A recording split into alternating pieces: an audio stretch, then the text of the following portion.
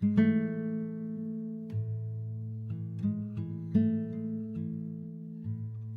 name is Justin, and I'm an addict. And thanks to my God, the steps, and the fellowship of other addicts, I am sober one day at a time since June 19th, 2015. And for that, I am beyond grateful. Welcome to the RICO 12 speaker meeting. We are an organization whose addictions include alcohol, drugs, lust and sex, food, and gambling, just to name a few. We come together from all places, faiths, and backgrounds to learn the similarities of addiction and to gain tools and hope from others who are walking a similar path. We invite recovering addicts with at least 1 year sobriety and who are actively working their recovery in their respective fellowships to share their experience, strength, and hope on a live Zoom webinar each Friday at noon Central Time for 20 to 25 minutes. Then we, the live audience, get the opportunity to ask questions of the speaker for another 20 to 25 minutes. If you are hearing this meeting in recorded podcast form and would like to participate as a live audience member in the future, please go to www.reco12.com, that's RECO12.com, to learn more and to submit your email address there to receive weekly invitations. RICO 12 is a self-supporting service, and we appreciate your help in keeping us working our Step 12 in this manner. We gratefully accept contributions to help cover the costs of the Zoom platform, podcast platform, web hosting, and administrative costs. To contribute, you can go to reco12.com/support, or you can click the link to PayPal in the chat of the live meeting or in the show notes. And when you contribute, please specify the meeting number. This is meeting number 51. Last week's meeting was with Jackie C., and her topic was dynamic recovery. It was a very uplifting and informative meeting. If you missed hearing that solid meeting or any other meeting we've done, you can listen to them in podcast form by searching for RICO 12 Speaker Meeting Podcast on virtually any podcast platform that is out there. Or you can go to the RICO 12 website and find it under the link podcast. Quick favor, if you're listening to this on your podcast platform, please hit pause right now and go and rate and review RICO 12. It really helps get this message out to more addicts who suffer and more who want diverse speakers about their own experience, strength, and hope. Because of our great speakers, our live audience, and our listeners, RICO 12 has now been listened to over 15,000 times in 64 countries around the world. I think that's pretty cool. All right. One more word about our speakers before we introduce today's speaker. When we line up a speaker for a meeting, we ask them to seek guidance on what and how to present so that they can reflect the light they have been given. That light will inspire hope, meaning, worth, and growth in us, the listening audience. Now let's introduce our guest speaker for today, Arlina A., whose topic will be making new sober friends. All right, Arlina, here's a little bit about her. This is her bio. Sober since April 23rd, 1997. Awesome. From drugs and alcohol. Married since 97 to a sober spouse, 2 amazing boys, and an English bulldog called Teddy. She's from San Jose, California, but now lives in Boise, Idaho area. And she is also the host of the One Day at a Time podcast, which I really enjoy listening to. Her Q&A and format is really informative. I like the way it sounds, and I listen to it nearly every week. Now, Arlina, take it away. The floor is now yours. Thank you so much, Justin. My heart is full knowing that you listen to my podcast. Woo! Thank you so much for inviting me to speak. It's always such an honor to be able to share my experience, strength, and hope. I was told that I would not regret my past or wish to shut the door on it, and that my experiences could be transformed into information that could help others, whether we connect because y'all get my kind of crazy, right? Or just that, you can connect to, if you experience anything that I felt, that maybe you can get sober too. And I have been sober a long time. I don't think I'm any different than anyone else. I just did what I was told. I received the gift of desperation, as they say, when I first showed up to the room. So I was, what's funny is I always wanted to be somebody else, right? And when I showed up to Alcoholics Anonymous, they told me all you had to do was change everything. And I was like, sign me up, because I didn't want anything that I had. So no issue there. But I'll start at the beginning. I think it's always so important to talk about, family of origin and childhood, because that's how the stage is set. and now as an adult, as somebody who is saturated into the recovery community and fascinated with things like neuroscience and positive psychology. And I just wanted to, I'm somebody who needs to understand why. Why did this happen? Why does my brain work the way that it does? And what can I do about it? Right? There's something that we can do about this. Although I am powerless over alcohol, I'm not helpless. I lost the ability to choose whether I was going to drink and smoke weed. That was my other thing. Add in a little love addiction. I like, my tagline is that if it was in a bottle, a bag, or blue jeans, I was doing it. Anything to change the way that I felt. And I just recently actually started going to a different program where they address love addiction. And that has been really eye-opening. I interviewed this lady who has 11 years in this other program, and the way she was phrasing some of her distractions, I think of addiction as distractions. And the purpose of distraction or obsession is to take you away from whatever it is that you don't want to feel, right? And typically there are things that I don't want to feel because I don't know how to process them to resolution. So anyway, I feel like I'm kind of jumping ahead, but what I wanted to share with you is a little bit about what it was like when I was growing up, because that set the stage for me. My parents are very nice people. Dad is from Kentucky, so I will occasionally lapse into some sort of Southern drawl, which makes no sense because I grew up in Sunnyvale, California. And my mother is from Mexico City. I do not have a Mexican accent, so there's no rhyme or reason to my speech pattern. But all this to say that, both my parents had a pretty significant religious upbringing. I've been told that on my father's side, there's 400 years of ministers, that I qualify for something called the Daughters of the American Revolution, which means I had ancestors in the Civil War or something. And on my mother's side, we got here like yesterday. My mom was the first foreign exchange student at Klamath Falls, Oregon High School when she was like 14 years old. She's in her like late 70s now, but it's so funny. She still has her strong Mexican accent. She's adorable. I didn't always like her as much as I do now, though. But all this to say, I grew up super churched, lots of religion. On daddy's side, it was like, praise Jesus. And on mom's side, it was, ay Dios mío, gracias a Dios. Like, oh dear God, please help me with this child, is kind of how I felt she used her religion. But she wasn't actually very religious, but she did go to church because my dad liked it. And then there was a couple of things that happened in my childhood that really set the tone for how I felt about myself, right? What my value was, what I was capable of, those kinds of things, my self-esteem.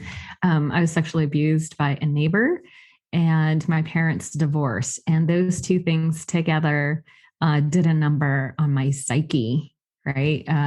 These things were happening that made me feel like I wasn't a good person, that I was bad, that I was dirty. And I was really young. I was about 5 years old when it started. And it was another child. So, but an older child. People don't really talk about that kind of thing a lot, but I think it happens a lot, and I know that it's easily dismissed as childhood curiosity, but the pattern was predatory, and it made me feel like I was a terrible person. And growing up in the church, I wanted to be good. And I used to always ask God to fix me. I felt like I was broken. There was something wrong with me.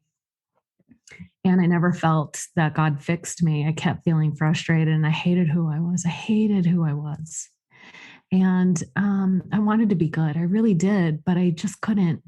And I gave up after a while. I decided that if I couldn't be good, that I was going to be good at being bad. And that's such a sad, but the core message in that was that I thought I was bad. Right. And, there was a level of perfectionism that I learned through the church. There was a lot of forgiveness also, but it was under the context that I was this wretched sinner. It just, doesn't make sense to me now. However, and it didn't feel like there was a lot of people being transparent or vulnerable about it was okay to ask for prayers if you had cancer or somebody you loved was sick, But there was no, can I swear on this? There was no. If it falls into the natural conversation, yes, feel free. I mean, it's natural for me. Then anyway, there was no room for, I'll just say, being a jerk. There was nobody saying, hey, I'm cheating on my wife and I hate who I am. Nobody said that. Nobody said, oh my gosh, I'm addicted to pornography, or I'm seeing hookers, or I'm drinking too much, I'm beating my wife, I'm being cruel to my siblings. There was none of that. I heard none of that. Like none of like the real life ways that, character defects like play out, right? I'm gossiping, I'm shopping, like none of that. I didn't hear any of it at church. And so anyway, I don't know about all that. What I know now looking back is that the teachings were about ideals that we could aspire to. But there wasn't a lot of empathy. I didn't sense a lot of empathy. But what I learned about ideals are a mental construct. It's like the horizon. The horizon is a mental construct. You could walk towards the horizon, but you'll never get there, right? And so that's what I learned, that these, the principles that they were trying to teach were about. It was a mental construct. It was never meant for me to use that as standard or as a measuring stick to beat myself with, right? So so my parents divorced. I'll just go into the drinking stuff because that's kind of where all the disaster started. So I have an older sister, and she and I were left home alone. I was about 8 or 9 when I had my first drink. At 8 or 9, I hated who I was to the point where I felt the need to drink, which makes me feel really sad. I have 2 boys that are grown now. One's 17 and one's almost 21. And it breaks, when my boys were that age, it broke my heart to look at them and think, oh, that little person, that little girl inside me felt the need to do that at that age. But I did because I was never taught how to cope with my feelings. After my dad left, he was like the nurturing one in the family, and he was like a former Marine, and he was like a Lockheed NASA government guy. But oddly enough, he was like the nurturing one. And my mom, I felt she had like 2 feelings growing up. Her 2 predominant feelings were either happy or really pissed off. And I felt like she saved the happy face for the outside world, which meant that I had 2 primary feelings, which were guilty and wrong. That's how I felt growing up. I never felt like my mom really liked me. And, and then I have an older sister who had mental illness, and I'm jumping all over the place. Hopefully you can follow. But anyway, so my older sister and I were home alone. Mom went out on a date, nothing crazy. She just left the house for dinner. It's fine. And back then, with an older sister, it's reasonable. But anyway, I decided that I would drink some of the booze that was in the cabinet. It was like in this dusty bottle. Somebody must have left it after a party or something. I don't even know why it was there. I never saw my parents drink. But I decided to drink, and I'll never forget the way it burned my lips, the way it burned all the way down. And then when it hit bottom, that warmth that spread through my whole body. And all of a sudden, everything that I hated about who I was lifted. Like all the self-hatred, the self-consciousness, the insecurities, the guilt and the shame that I felt, suddenly everything was removed. And all that was left was this good feeling. And the juxtaposition of those 2 feelings was burned in my psyche forever. And it started to set off this twisted dopamine reward system, right? Like we started talking about a little bit of brain chemistry. It's like you do something, dopamine is actually released in your brain after you take an action. It works like a save button, so that when you do something and you like it, you get that feeling, your brain remembers that experience. So burned in my psyche forever. I used to say that I chased that feeling until I got sober. But truth be told, I still like that feeling of guiltless, shameless, happy, not self-centered, just like that joy and happiness in the present moment. I still like that feeling. So I chase that in a variety of ways, but I just don't need to put drugs or alcohol into my body to do that. Netflix is another thing, but I'm not going to talk about that. I have other kinds of distractions. Currently watching Game of Thrones for like the 5th time. Anyway, side note. So all that to say that when I ingest alcohol, my body, that's how my body responds. And then the price tag.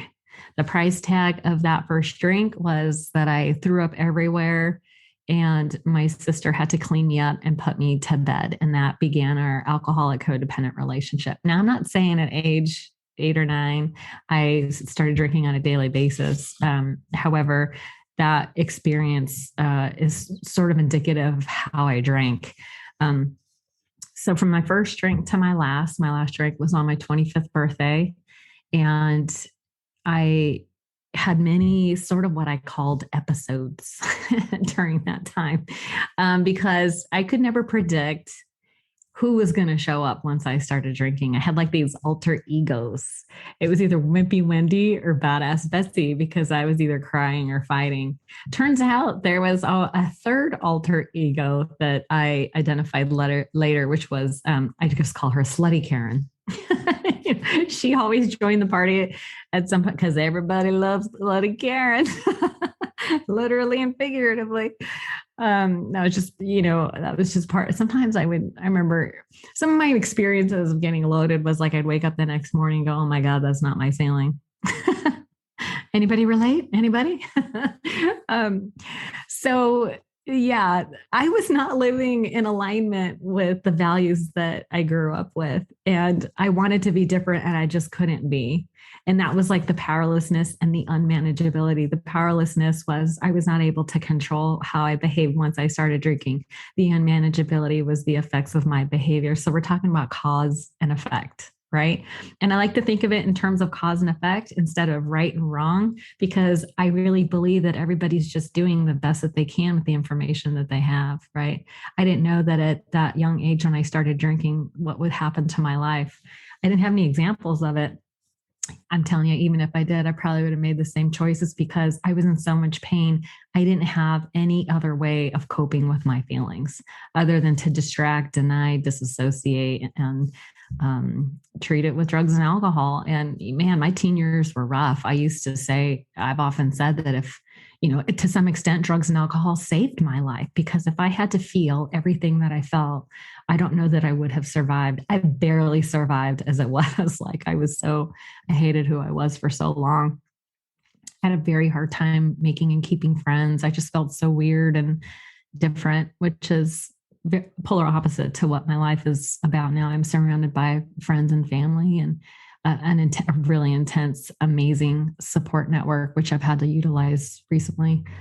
But all this to say that by the end, I was 25 years old. I had alienated all my family and friends. I was in a sales job and I was not doing well. And I really wanted to be different. I spent about 2 years in the self-help section at Barnes & Noble trying to think my way into right living. Turns out after I got to the program, I learned to live my way into right thinking. But, that's a little foreshadowing. What ended up happening is I was in an outside sales position and 2 of my customers were in the program. And as I saw it, my job was to make friends and share my life. And I did that. I was 22 at the time. And when I first started the sales job, and by the time I was 23, 24, that's when these guys that I met started sharing their experience, strength, and hope with me. And I didn't know that that's what was happening, but that's what was happening. And they started breaking off little chunks of information. Like, if you keep doing what you're doing, you'll keep getting what you're getting. It seemed very impersonal, right? It wasn't like a character attack. It wasn't like I'm a bad person. It didn't have anything to do with being moral. It's just like cause and effect. I think the one thing that really blew my mind was that Einstein quote about you can't solve a problem at the same level of consciousness that created the problem, right? So that I was like, oh, damn. That led me to feel like I needed to rely on someone else's thinking because my thinking was flawed and I didn't know where the error was in my logic at the end of the day. So, and I wanted to be different. And they said, "Oh, you have to do the work." And I was like, "The work? What's the work? Tell me what the work is." And so they started. So Mitch and Randy were these two guys that took me, kind of ushered me into the rooms of Alcoholics Anonymous. And Randy was doing stuff like kind of breaking down the first few steps. Mitch actually physically took me to my very first meeting. And I remember choking on the words anonymity.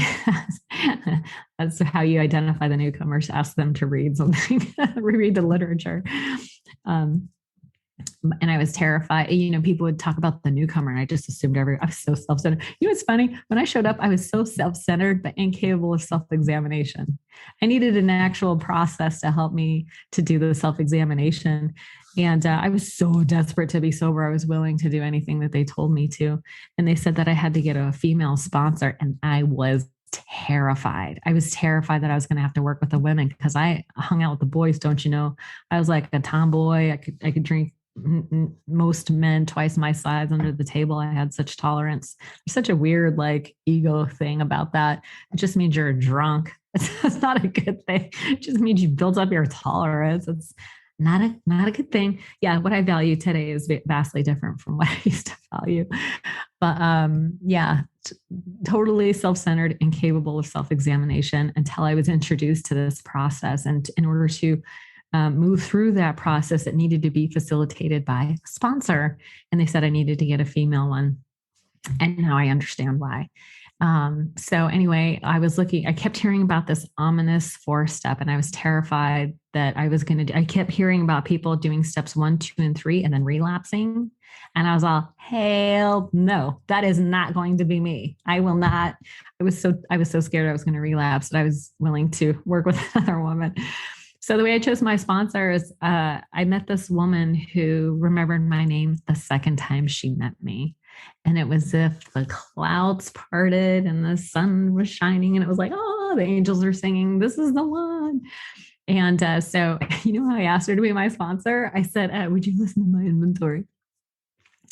And, you know, I'll never forget what she said. It just leveled me, because she looked me in the eye and she said, it would be my honor.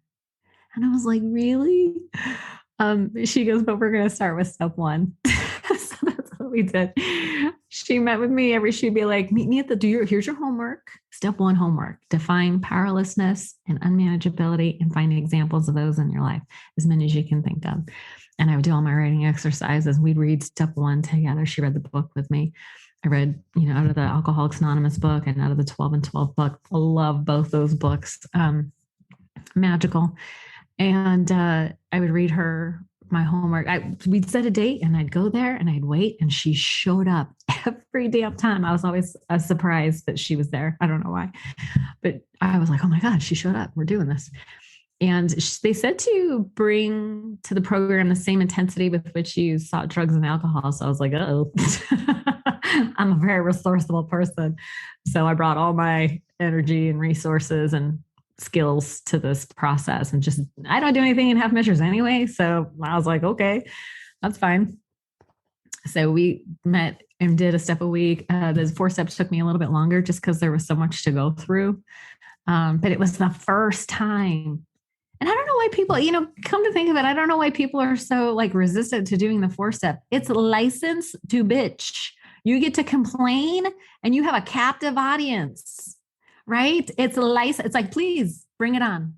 Be as petty as you possibly can. Who is that asshole that hurt you? What did they do to you? You tell me. I'm listening. What's happening? And so, and I would just tell her all these things, and I could see it in her eyes. She got my kind of crazy. I did that stuff too. You know, there was a lot of that. Oh, here's what I did. And I was like, wow. But it was the first time in my life that I was able to sort stuff out. Like, what was mine? What wasn't mine? I could let go of the things that weren't mine so I could bear the weight of what was. How was big? That was so big for me. I learned that in my family that we were taking inappropriate responsibility for each other and not enough responsibility for ourselves. right? I was like in this victim mode, but I was also trying to save and control my sister. She had some mental illness, and my mom was like, she came to me when I was 14 and she was like, oh, we have to save your sister. And I was like, oh my God, maybe this is a way I can get my mom to love me. I didn't think that at the time, but that's what registered in my psyche. If I could fix my sister, then maybe my mom will like me. Maybe she'll love me and accept me, right? Maybe she'll approve of me, because I had that not good enough thing to my core, to my core. And so I was always trying to fix my sister, and bitch wasn't that right. So it would make me crazy. So what I learned is that my locus of control was outside myself. I needed people, places, and things outside of myself. I was seeking external validation. For those of us who are self-centered, we seek outside ourselves for that validation, looking for evidence of am I okay? Is there anything I'm doing that's okay? And so yeah, we use people to help us feel like we're okay. And that's definitely what I did. And I saw that in the inventory. It was like this pattern. And in the way I showed up in romantic relationships was the same. I had all these hopes and expectations and hopes and dreams and fantasies, and I would just try to hang them on different people. I never allowed the experience of somebody else to just unfold. I was trying to identify my wants and needs through other people. I didn't really care about who you really were. I was like, are you going to meet my needs? That's how I approached it. That's how my thinking was. And it wasn't really about, what could I do? How could I be of service? It was more like, what can I get from you? How do I use you to validate myself so that I can just survive? Anyway, I did all 12 steps. I started doing service almost right away because, for me, my self-esteem was so low. They told me if I wanted to improve the level of my self-esteem, I needed to do esteemable acts.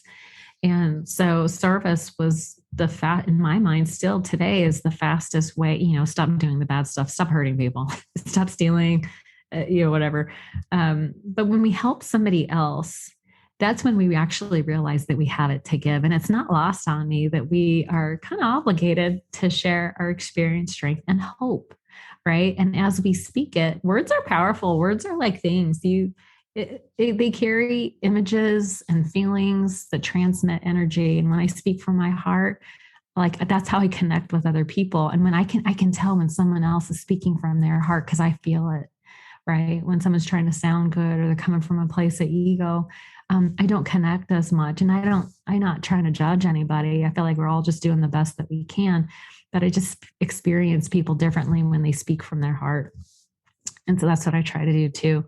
I go to my head a lot because I like to try to figure things out, but it's part of my practice to try to buck my default mode network. In neuroscience, they have this term called your default mode network. It's your brain is made up of neurons that are connected, that trigger images and emotions. They say the issues are in the tissues. It's a mind-body connection.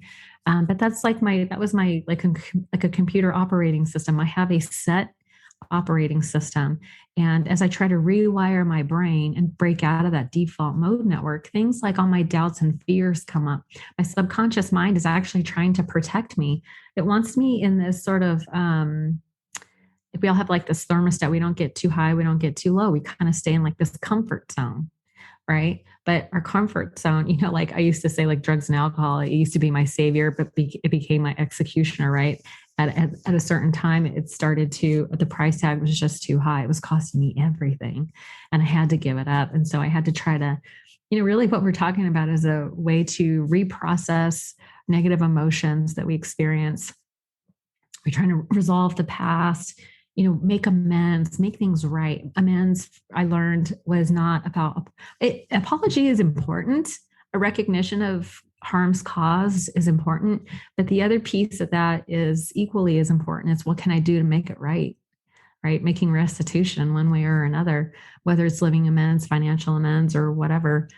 That was really important. And then 10, 11 to 12, the maintenance steps, as they're referred to, prayer and meditation, it's a continual when I first got it, I was going to say it's a continual brainwashing, which is not wrong in a positive way, right? I remember when I first got sober, I was dating this guy. I call him pre-Bob. My husband's name is Bob. I call him pre-Bob. I was dating pre-Bob. And pre-Bob was saying, I think these people at those meetings, classes, he called them classes. I think those people at the classes that you're going to are brainwashing you. And I know he meant it as an insult, but I was like, yeah, that's exactly what's happening. My brain is needing some washing. And so it's so funny. I like do all this work to raise my level, my self-esteem, the prayer, meditation, the sorting out of my past, allowing for my family. I mean, God, I am so high maintenance. There's so much work that I have to do to like just stay right. But the 10, 11, and 12, it's like you wouldn't go to the gym once and expect to stay in shape forever, right? So the 10, 11, 12 is helping me to maintain this condition, like physical, mental, emotional condition, right? We can change our conditioning. We can rewire our brains, and then it requires some maintenance, right? And so that's what the 10, 11, and 12 is for me.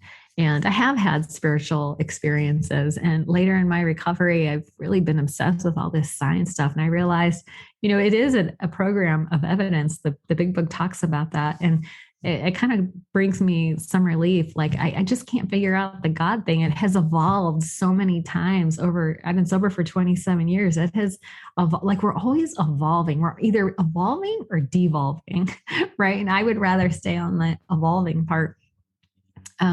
But at the end of the day, it's like we don't need to have faith. We have evidence.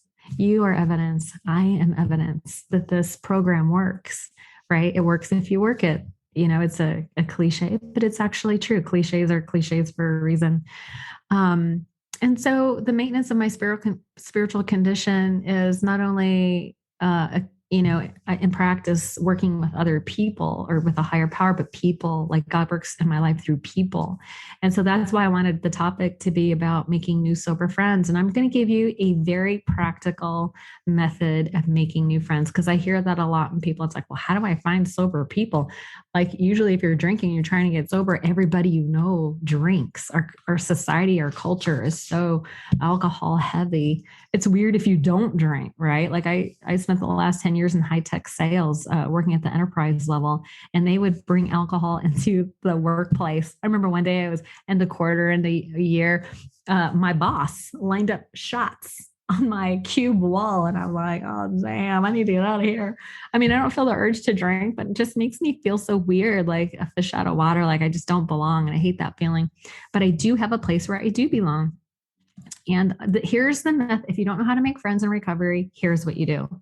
You start going to meetings and collect phone numbers. And then I'm going to ask you to do what is called, I call it willingness calls. I don't even know where I got it from. I call it willingness calls. I'm willing to reach out of my comfort zone and check in on somebody else. So here's the format of the willingness call. I call somebody and I say, hey, I was just thinking about you. Just wanted to check in and see how you're doing. And people go, oh, you're thinking about me. I love it when I get a call and someone's like, oh, you're thinking about me. I'm so important. I feel so valued. So you call, you check in, you see how they're doing. And then what's going on in your world today? And they share a little something about what's going on with them. And then you share a little something about what's going on with you, right? That's it. And sometimes you can, by the way, you can preface the call by saying, I only have 5 minutes. Like if you don't want to get into a long conversation with someone, be like, hey, I just have 5 minutes, but I just was thinking about you and wanted to call and check in on you. And then the deal is that if you pick like 5 different people and you make one phone call a day, let's say you pick 7 people, you call one person a day and do a check-in. Pretty soon you have 7 people that you're current with. Right. And when the shit hits the fan, which it will, you will already be in the habit of picking up the phone. I guarantee you, if you don't call when you feel good, you will not want to call when you feel bad. Guaranteed. Everybody's heard about the 1,000-pound phone. That is why you are not in the habit of picking up the phone when you're vulnerable and sad and isolated. Like for me, when I'm sad and hurt, like I want to isolate. I want to run away and hide. It's not my natural instinct to pick up the phone and ask for help. I think I'm close on time, but what I'll say is that most people, when I present this exercise to them, they say, well, I don't want to bother anybody. But what I'll tell you is that people love getting phone calls. They really do. I mean, in this day and age, I should probably update, text first so they don't think it's a spam call, right? Text first, especially if they don't have you on their phone, but text first, say, hey, I just want to do a quick check-in. Are you free for a minute? But anyway, so that's how you make friends in recovery. You just be a friend. That's all. How are you? Here's something about what's going on with me. That's it. And just nurture those relationships and pay attention. I'll tell you, not everyone's going to call you back. Not everybody is going to want to be your friend. Pay attention to the people who reach back out. Those are the people you want to invest in. And if you make 2 or 3 phone calls to someone and they never call you back, release them with love. We don't got to be mad about it. Just they're not your person. That's okay, right? Go find your people. There are millions of people in this program who get the concept of sharing and connecting in the way that we do. So I really hope that helps. Thank you so much for giving me some airtime. I obviously love talking about this, and I could talk about it forever, but I'll just stop here. Oh, thank you so much, Arlina. That was awesome. I really appreciated your vulnerability, your sharing of your story, and the pointers there at the end. We have several questions that have come in, and we'll get to those here in the next few minutes. Reminder to those in our live audience, if you have additional questions that you'd like to ask Arlina, you can type them in the Q&A link at the bottom of your screen. Looks like 2 speech bubbles laying over each other. And we'll get right into these questions here. First one is from Corey. Corey says, you discussed how your ego or your addiction was a huge value in your past self. What has been the most beneficial thing you've done in recovery, or maybe the top couple of things that have helped you to remove yourself from that equation, but also to accept yourself and live positively? Oh, that's a good question. Well,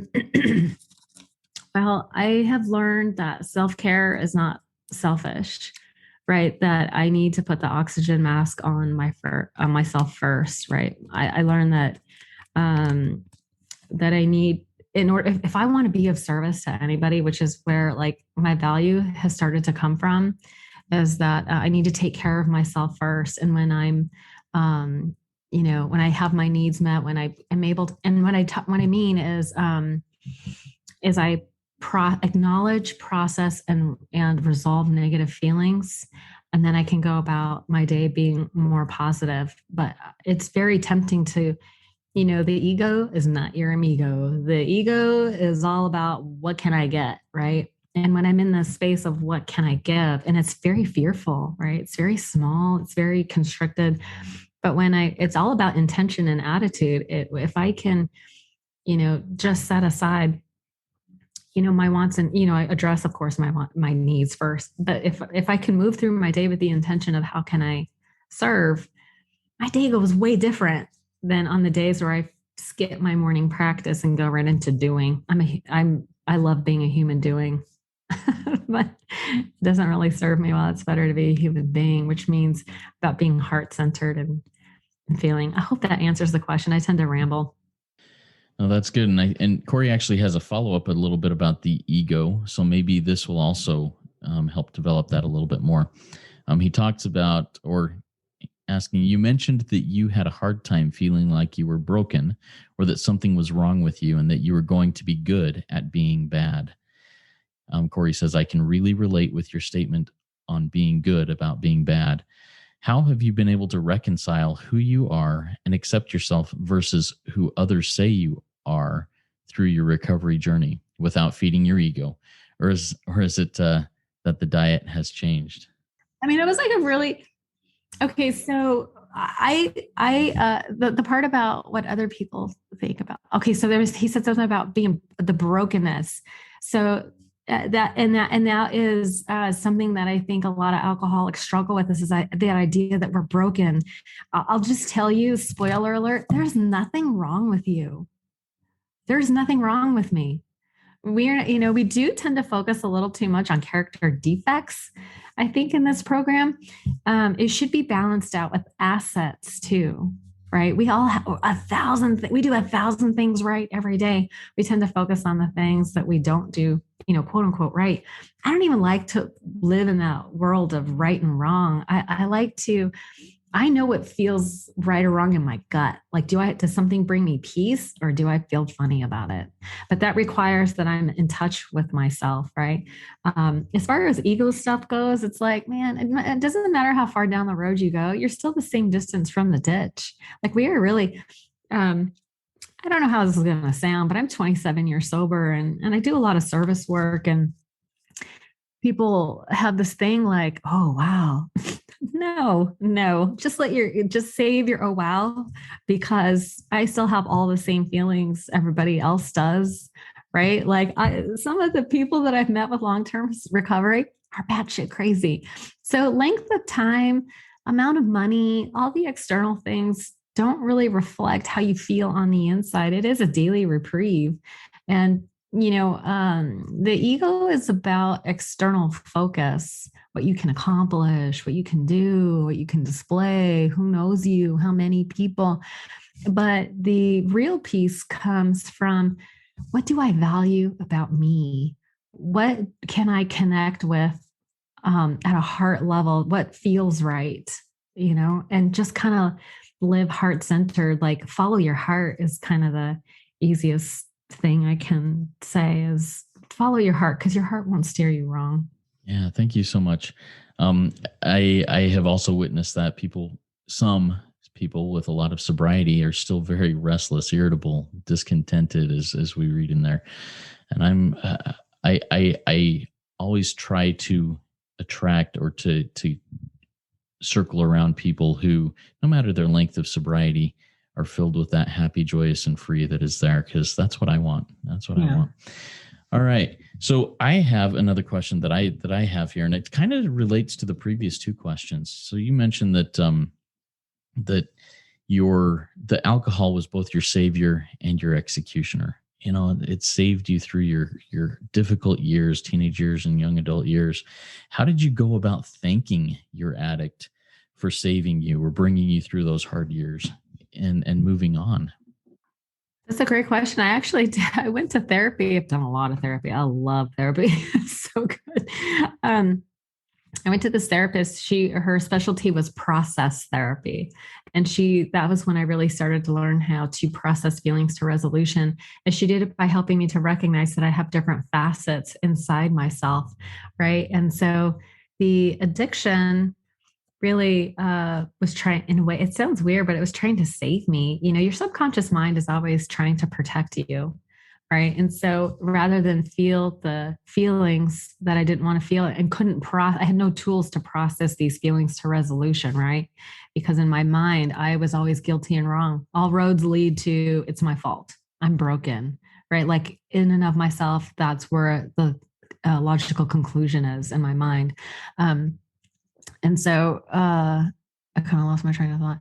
But what she had me do in therapy was identify that I have different parts in myself. And she did have me do like this weirdo exercise where I spoke to the chair and thanked she's like, your addiction is in a chair, your whatever, your victim role, your victim self, can we have compassion for that piece? You know what my sponsor told me a long time ago? She kind of laid the gauntlet. She said, can you love your unlovable parts?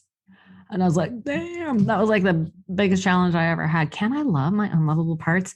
And here's why that's important, is because you cannot escape the same measuring stick that you judge others by. Right. And one of my favorite teachers, Brene Brown, talks about how empathy is the antidote to shame. And so as I learned to love and have empathy for my unlovable parts, they seem to soften. It's like, I'm not pushing them out. Pushing creates resistance, right? They say what you resist persists. And so as I push and resist like these parts that I feel like I hate about myself, I'm actually creating more resistance for them to leave. But when I have this open and loving heart to others and myself, the resistance naturally dissipates. But what you think about, you bring about. So I try to think of it in terms of what you focus on expands, right? So let's start focusing on our assets. We don't, acknowledge and process the negativity, but then let's move on. We don't have to live there. You don't have to live in this place where you're always recognizing your character defects and being in this horrible place of surrender. And that sounds just very painful. That doesn't sound like any fun to me. I don't think we were meant to live that way. We're a happy and joyous and free community, right? We like to have fun. So let's have some fun. Awesome. Thank you for sharing that, Arlina. I have one more question, and then we'll have you close out with some words of wisdom, and then we'll do the closing reading and move on with the rest of our day after the prayer. You mentioned a few personalities that came out when you drank. Did you do a similar practice with them, sit them in the chair with your therapist and talk to them, each of those different personalities? Have you addressed those types of things also in your recovery? Yeah, we really did. Badass Betsy and Wimpy Wendy. The reason they even existed is because I didn't know how to process my feelings. Like I would stuff them. And then when I drank, I was like a volcano that just exploded. I had no emotion management tools. And that's what sobriety has given me, is emotion management tools. And so that's why those personalities developed, is because I wasn't giving them a voice. But when I drank, they would just come out. I was seeking to release that stress, and tears are not a bad thing. Tears are like, your pain melting and coming out of your body, and the fighting part, man, I still to this day, like my knee jerk is anger. If my feelings get hurt, I go to anger, even to this day. But I just recognize it a little sooner. And the prayer and meditation gives me a little bit of pause so that I'm not as reactive. But they say that anger is a sign of an unmet need. And so it takes me back to my self-care practice. I like to do the RAIN meditation. It's free on YouTube, Tara Brach. It stands for recognize, allow, investigate, and nurture. And that is literally my process for addressing and resolving pain on a daily basis. I hope that answers the question. Yeah, thank you. And one more question came in from Corey in our live audience. Corey says, as my wife and I have opened up about our recovery journey and how it's going, we have, of course, gotten mixed results from family and friends. Sure. What advice do you have for handling situations where people, out of love, want to tell you you're making a mistake by opening up? Oh, by opening up? Yeah, you don't share everything with everyone. There's certain, it depends on what's the motive for sharing. You don't have to tell everybody why you're not drinking. It's like, I'm just not drinking today. You can keep it simple. There are certain people that you'll get a sense of who is receptive. But the people who have a problem with you not drinking are the people who have a problem with their drinking. So just keep that in the back of your mind and keep yourself safe. You don't have to tell everybody everything. You can share little bits, and you can just test it. You can just ease into it. It doesn't always have to be, I'm an alcoholic, and you don't have to go there with these people who are incapable of responding in a way that would feel appropriate to you. And you can always ask for what you need. If you share something with somebody, you can be like, hey, I'm not looking for any feedback, or I just wanted to share this one little thing with you. Ask for what you need, No, I really appreciate that. That's something that I've learned also in my journey, is that there are some people that it's none of their business. They're not on a need to know basis, what I'm dealing with. So, I really appreciate that feedback. That's good stuff. All right, let's go ahead and, do you have any final words of wisdom, Arlina, before we close out? I'm afraid to answer that because I may never stop talking, because I'm just so grateful for this way of life. The consequences for me for not practicing this way of life are pretty severe. It is kind of a life or death situation. And that's kind of what it took to wake me up. And so I'm just so grateful that I have this process, and this life is amazing. I've been sober a long time. My kids have never seen me loaded. My husband and I have been married a long time. The program is great for resentment and resolution in relationships. Resentment is a wedge that comes between people, and this is definitely a process to resolve it. So just super grateful for it. Thank you so much, Arlina. That was a great RICO 12 weekly speaker meeting for all addicts and those wanting to learn more about addiction and the recovery therefrom. If we didn't get to your question, or if you have other questions, please go to rico12.com/forum and join in our community and ask those questions and answer others' questions that will come up. I invite the audience to come back next week. If you've not yet gone to rico12.com and submitted your email address there to get on the invitation list, please go do so that you can join us live each Friday at noon Central Time.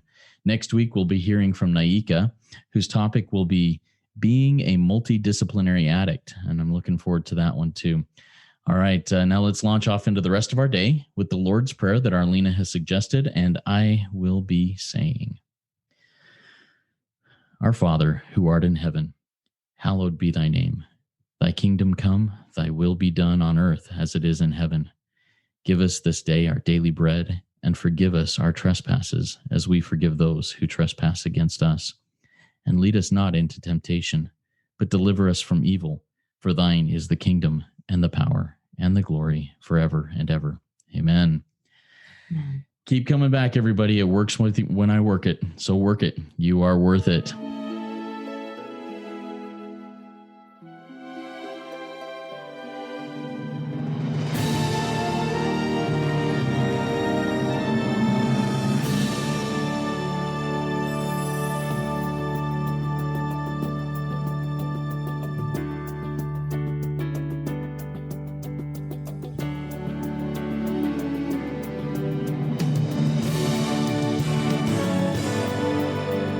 Standing still a moment, carving out this time, reflecting on the landscape of this life of mine. Peaks too high to conquer, streams too wide to cross, troughs too deep to walk through without incurring loss. Yet here I am, still standing tall, despite the rough terrain. One like me survived the storms and walked through wind and rain. Still standing, I will fight the good fight, still searching for glimmers of light, feet still on the ground. I can still be found, standing still.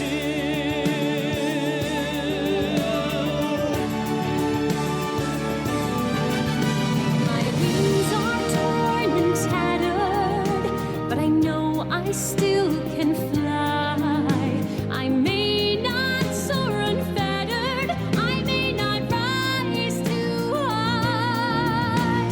Record it in the book of life and bind it with the seal that I am bowed and broken, I am standing still. Only God knows where the path of life will yet lead me. I do not even ask to know, I do not need to see. It is enough to know that I'm loved and not